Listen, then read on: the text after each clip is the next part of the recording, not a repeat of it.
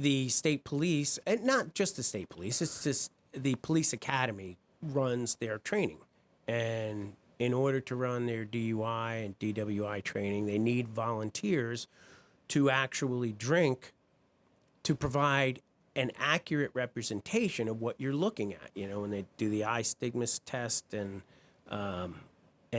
speech and all Slurring, of those things, right. touch your nose, lift your foot. And so a friend of mine who happened to be a state trooper asked me if I would be interested, and I was like, yeah, you mean I get to drink? And yeah, he invited me down. We went to the Morris County training down there Academy. outside. Yeah, academy. And there was probably 20 of us. 20 of drinkers? Drinkers. Oh, yeah, I thought yeah. it was just you. Yeah, no, it wasn't just me. But it became like a contest. Now, you had to bring your own alcohol. I didn't supply it. Okay. Yeah, they didn't supply anything, but they explained that, whatever you decide to drink is up to you. And if you want some food to go with it, you can have some food. And if you don't, it's 9:00 in the morning. And it's not really a time you want to start drinking.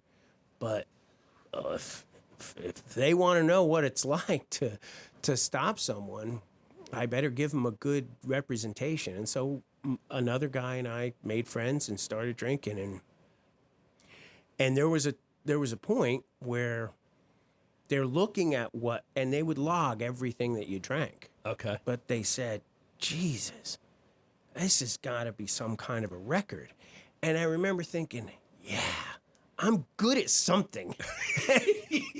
And that's instead of going, well, that's not a way to be known. But my tolerance was so high at that point.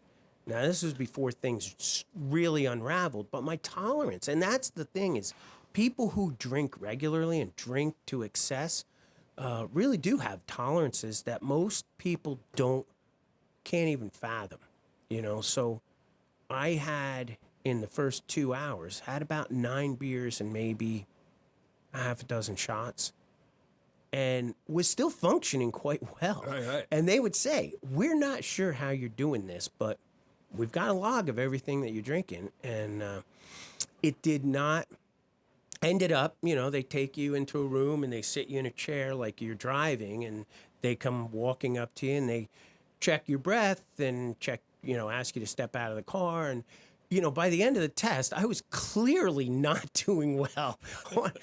But it was interesting to me. I thought, I'm going to fool some people here.